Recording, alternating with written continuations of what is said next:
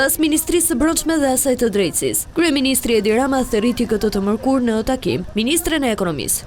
Në vilën qeveritare 30 për më shumë se 2 orë, raportoi Delina Ibrahimaj, si dhe drejtuesit e institucioneve që janë në varësi të saj.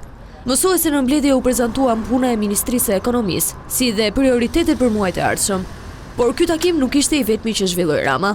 Më herët në ambientet e kryeministrisë u paraqit kreu i grupit parlamentar Tauland Palla.